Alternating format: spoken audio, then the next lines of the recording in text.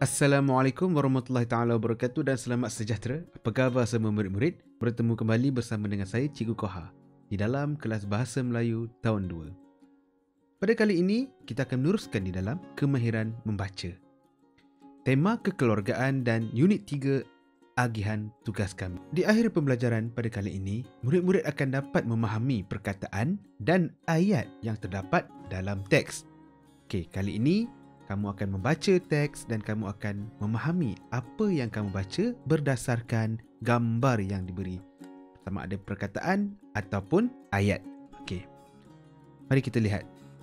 Di dalam buku teks muka surat 14. Kali ini kemahiran membaca. Agihan tugas kami. Ini ialah aktiviti kata kerja iaitu mengelap. Ini aktiviti mengelap. Nampak tak? Di dalam rumah, ada budak lelaki sedang mengelap. Mengelap apa? Itu adalah satu perbuatan kata kerja. Seterusnya, menyapu. Seorang wanita sedang menyapu ni, nampak? Okey.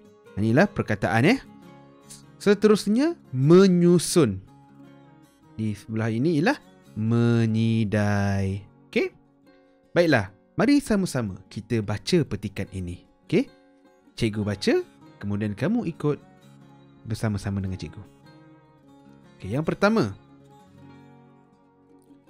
Hana dan adik-beradiknya membantu ibu bapa mereka. Okey? Ini kesinambungan daripada cerita yang kita dah belajar sebelum ini, iaitu Hana dan adik-beradiknya. Okey. Mereka melakukan kerja rumah pada hujung minggu. Okey. Sementara ibu dan ayah ke pasar, mereka menetapkan jadual tugas masing-masing. Hana ditugaskan untuk menyidai pakaian. Hani akan menyapu lantai di dapur dan ruang tamu rumah. Amin mengelap semua tingkap rumah. Ammar pula menyusun kasut di dalam rak. Okey. Mereka gembira kerana dapat meringankan tugas ibu dan ayah. Okey, murid-murid. Ini ialah petikan. Okey. Mereka ini ialah adik-beradik. Seorang kena ngelap tingkap. Ini agihan tugas Di sini dia dah bagi tahu agihan tugasnya. 4 perkara yang mereka lakukan untuk menjaga kebersihan rumah mereka. Baiklah murid-murid. Kali ini, kita dah dapat kenal pasti mengelap. Mengelap apa? Mengelap tingkap. Menyapu? Sebab kat sini dia dah ada dah. Hana ditugaskan untuk menyidai pakaian. Siapa yang sedang menyidai pakaian? Ni dia. Ni ialah Hana. Hana ditugaskan untuk menyidai pakaian. Hana. Menyidai pakaian. Hani akan menyapu lantai di dapur dan ruang tamu rumah. Ni Hani. Amin mengelap semua tingkap rumah. Inilah dia Amin. Dan Amma pula menyusun kasut di rak. Di dalam rak ni Amma. Jadi perkataan. Perkataan seperti ini. Ialah mengelap. Gambarnya sedang mengelap. Menyapu, gambar sedang menyapu. Menyusun, gambar sedang menyusun. Jadi sama juga macam menyidai. Jadi perkataan ini akan menjadi ayat. Dia akan jadi petikan seperti di bawah ini. Inilah lengkap lah. Ayat yang lengkap. Okey. Mudah saja. Kamu aktiviti membaca je hari ini. Jadi seterusnya. Untuk aktiviti yang seterusnya. Sila lihat di dalam buku aktiviti. Muka surat 18 dan juga 19. Okey murid-murid. Arahannya ialah. Baca dan labelkan gambar dengan perkataan yang betul. Tadi kita dah belajar perkataan apa? Ni dia perkataan mengelap, menyapu. Okey. Tapi kita kena, soalan ini kita perlu labelkan. Nampak tak di sini? Setiap perbuatan yang mereka lakukan, setiap apa yang berada di dalam gambar ini, kamu kena labelkan. Ni dalam kotak ni. Okey, tulis semula di dalam kotak. Okey, cikgu akan bacakan. Yang pertama, sofa. Mana sofa? Okey. Yang kedua, setrika. Okey, setrika mana? Okey, kamu akan isikan di tempat kosong. Contoh tadi sofa. Okey, ni sofa. Okey. Okey. Kamu tulis yang seterusnya.